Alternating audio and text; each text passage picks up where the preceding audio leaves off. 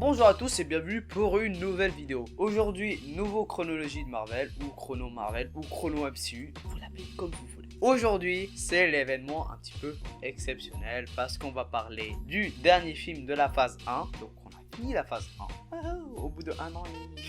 On a fini la phase 1, on va parler de son dernier film, l'événement que beaucoup de gens attendaient à l'époque, la réunification de tous les super-héros connus à ce moment dans la phase. C'est parti, générique.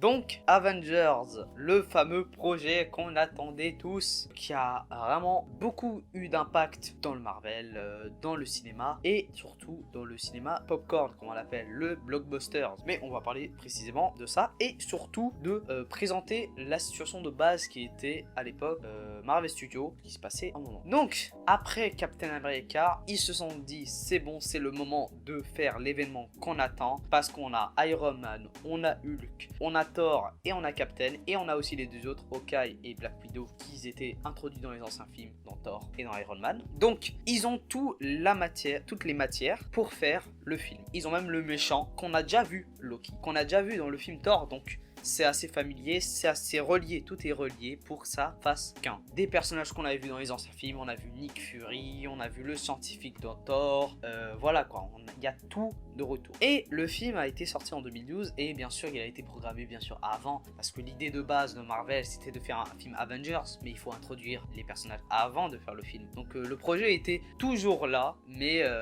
2009, mais ils attendaient d'introduire les personnages pour sortir le film. Donc en 2012, le film sort, en mai précisément. Et petit truc, avant de commencer de parler du film, je voudrais parler du changement de cast. Parce qu'il y a eu un changement de cast précisément. Je ne me rappelle plus si j'en ai parlé dans la vidéo Thor, dans la vidéo Hulk, pardon, parce que ça fait un peu longtemps, 2019 quand même.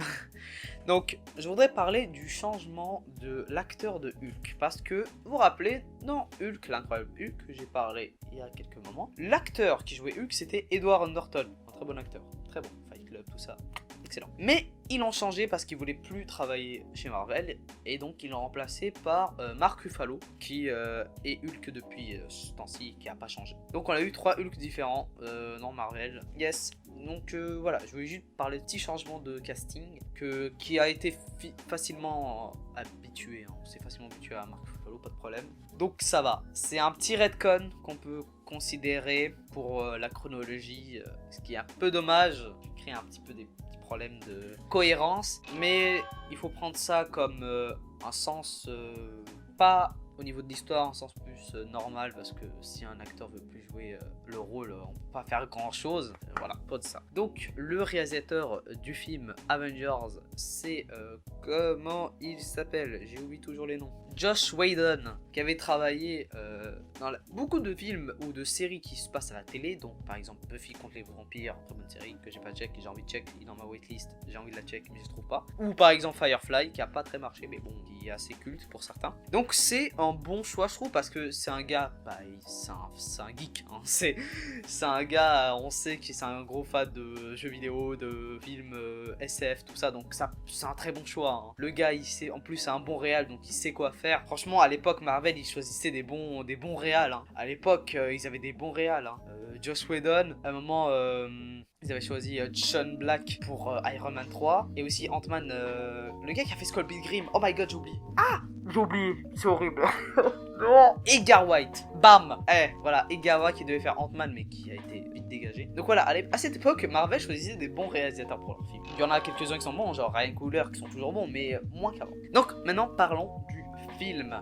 Qu'est-ce que ça raconte Avengers et est-ce que c'est bien fait? On va répondre à la question. Donc Avengers commence où on voit Nick Fury dans sa base en train de checker des tests pour le Tesseract. Voilà, il fait des tests et des tests.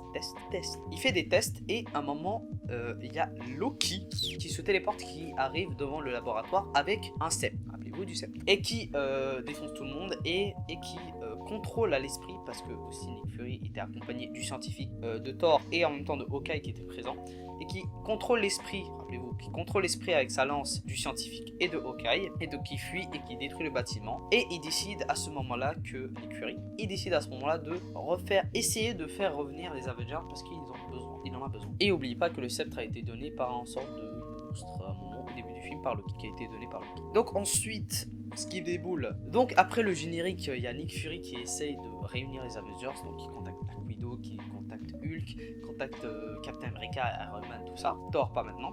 Thor il est dans l'espace, du coup on n'essaie pas de communiquer avec lui, c'est un peu compliqué. Donc il essaie de les faire réunir, mais comment dire que ça marche pas trop. Il n'y a pas trop d'alchimie entre eux, ils sont plus là à se tacler entre eux que à être vraiment coopératifs. Du moins pour le côté Captain, Black Widow et tout ça, ça passe.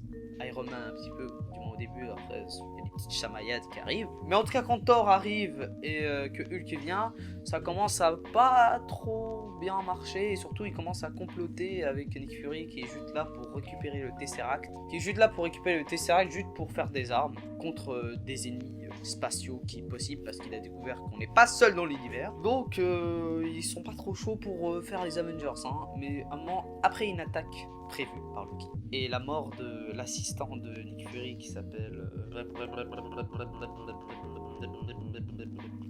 j'ai oublié son nom, super. Voilà, lui, la mort de lui, parce que lui il est mort, et c'est pas cool de mourir, lui il est mort. Après cette mort, ils se sont dit, bon allez, on va quand même pas faire nos connards, on va juste là pour sauver la Terre, mais pas pour Nick Fury, pour les autres, ça c'est... Donc ensuite, il y a la scène finale où il y a Loki place le Tesseract au-dessus de la tour Stark et qui fait un sort de trajet de rayon et qui ouvre un portail dans les airs et qui a des sortes de races aliens qui s'appellent les Chitauri qui envahissent la Terre. Donc patatras, grosse bataille avec tous les Avengers, Hulk qui monte son plein potentiel pour une fois, c'est trop stylé, et ils réussissent à fermer le portail limite, vraiment coup de soum, je sais pas, j'ai pas trop de commentaires pour dire limite, et ils réussissent et ils embarquent Loki, et Thor s'en va avec Loki, avec le Tesseract, avec lui, et il s'en va à Asgard pour régler cette affaire de famille, et c'est la fin de Avengers. Bon, est-ce que le film est bon? Oui. Est-ce que le film est très bon? Oui. Est-ce que c'est un excellent film? Ouais. Est-ce que c'est le meilleur film tout le temps? Non. Est-ce que c'est le meilleur film de super-héros? Non. Est-ce qu'il a marqué cette génération de super-héros? Oui. À grand oui. Avengers est, je pense, le film de super-héros qui a marqué les films de super-héros. Pour dire ça, que je pense que si ce film serait pas là, je pense pas qu'on n'aura pas cette formule de film de super-héros. Parce que le film est sorti en 2012, et en 2012, à part Marvel et DC, la formule était aléatoire. Il n'y avait pas de vraie formule de film de super-héros qui marche. Et avec le record du box-office et tout ça, l'engouement général du film, le budget, le box-office, tout ça, ça a vraiment fait un boom. Et on sent l'impact. Même aujourd'hui, il y a des gens qui disent que Avengers c'est le meilleur film Marvel. Mais je comprends pourquoi les gens disent ça. Parce que, bon, moi j'étais pas là au cinéma en 2012, mais j'imagine que les gens qui ont découvert Avengers au cinéma en 2012, ça devait être une claque monumentale. Ça devait être de ouf, parce qu'on n'a jamais vu un film. Il y a un mec vert, un gars en armure, un gars en costume américain des années 40, un gars qui lance des flèches bizarres contre des aliens bizarres de l'espace, avec un gars avec un sceptre bizarre de la mythologie nordique. On n'a jamais vu ça au cinéma. Et autant d'éléments et qui restent cohérents et qui restent pas brouillons, c'est stratosphériquement bon. Et on sent aussi Joss Whedon l'inspiration des blockbusters de Steven Spielberg et de George Lucas, parce que faire autant d'éléments.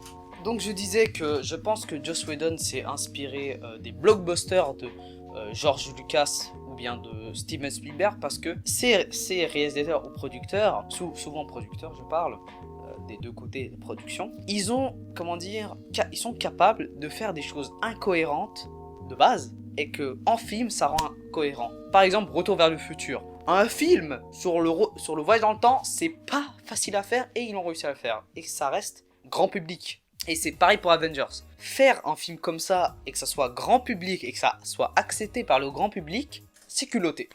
C'est culotté et il faut avoir du talent pour faire ça et je le félicite parce que c'est incroyable. Il faut se remettre au contexte de l'époque parce que maintenant qu'on a Avengers 3 et 4, c'est banal Avengers. Mais en ce moment-là, à part... Remettez-vous en 2012. Qu'est-ce qu'il y avait un film autant ambitieux? Il y avait Transformers, oui, certes, mais c'était pas aussi bien maîtrisé. En tant que blockbuster, il y avait quoi? Il y avait les Fast and Furious, il y avait les Missions Impossibles. Il n'y avait pas grand chose à se mettre sur la dent, honnêtement, en 2012, en tant que blockbuster de ouf. Ils ont fait la recette, la sauce parfaite pour faire un blockbuster qui apprécia les adolescents, les enfants, les adultes, fans de comics, même eux qui sont pas fans de comics, parce que ça a touché des gens qui étaient rien sur les super-héros. Donc ça a marqué les gens.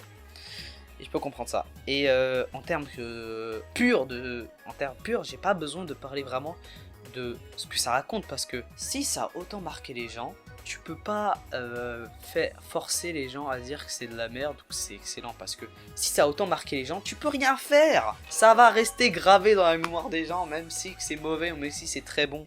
Tu peux rien faire. Je peux pas dire ouais, la mise en scène de Avengers est pas ouf. Ok, peut-être, mais ça reste que ça a marqué des gens. On peut dire pareil pour Fortnite, hein, mais c'est une autre affaire. Mais là, je vais un peu parler de mon avis personnel. Mitigé pour dire qu'il est excellent, mais il est très bon en tout cas. Mais je pense que c'est pas le meilleur film. À ce moment-là, dans la phase 1, je peux dire que c'est le meilleur film. Je suis d'accord avec vous. Mais au fil, on a fait mieux, je suis désolé. Avengers 3 est clairement pour moi meilleur. Je sais pas, Gardien Galaxy, je le trouve esthétiquement meilleur. Même chose avec Black Panther, je le trouve meilleur. Mais à ce moment-là, je peux comprendre pourquoi on dit que c'est le meilleur film Marvel. Je suis d'accord.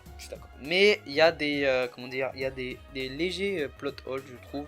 Et ça va un petit peu trop vite. Parce qu'en 2h30, à l'époque, c'était sympa. Mais maintenant qu'on a des films de 3 heures d'action de ouf, 2h30, c'est un peu court. Donc voilà. Et en termes de mise en scène, c'est ouf. Par contre, en termes de mise en scène, c'est ouf gueudin. La scène de fin à New York a marqué beaucoup de gens, comme je dis, et le plan séquence où on voit tous les super-héros se battre. Aïe aïe aïe, qu'est-ce que ça... C'est ouf. Même en 2021, c'est ouf. Et ça fait bientôt 10 ans que le film est sorti. Ah ouais. J'ai 10 ans de retard pour les chronologies du MCU. Donc je pense que... J'ai pas grand chose à dire. Pour la chronologie aussi. Alors ce film là est un peu un cas spécial parce que en termes que chronologiquement pur dans le Marvel, il raconte pas grand chose. Pourquoi? Parce que c'est la réunification des Avengers. Toutes les vidéos que j'ai fait, ça amène à ici pour l'instant. Ça amène à ici.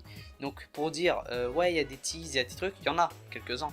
Mais c'est pas des trucs autant flagrants qui est présentement prévu. Genre je pense par exemple Thanos qui est à la fin du film.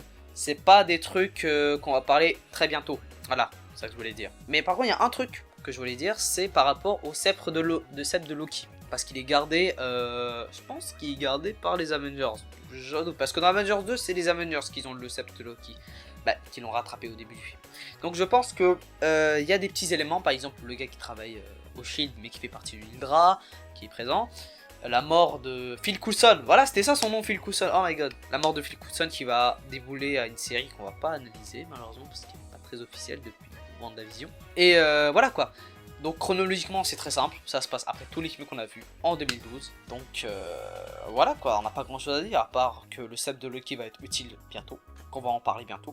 Et que les événements d'Avengers vont beaucoup impacter les personnages qu'on a vus dans le prochain chronologie, le début de la phase 2 avec Iron Man 3. Et que Thanos, on le voit la première fois dans Avengers, et qui est plus violet que mauve, on peut dire. Et voilà, je pense qu'on a fait le tour d'Avengers et de cette vidéo.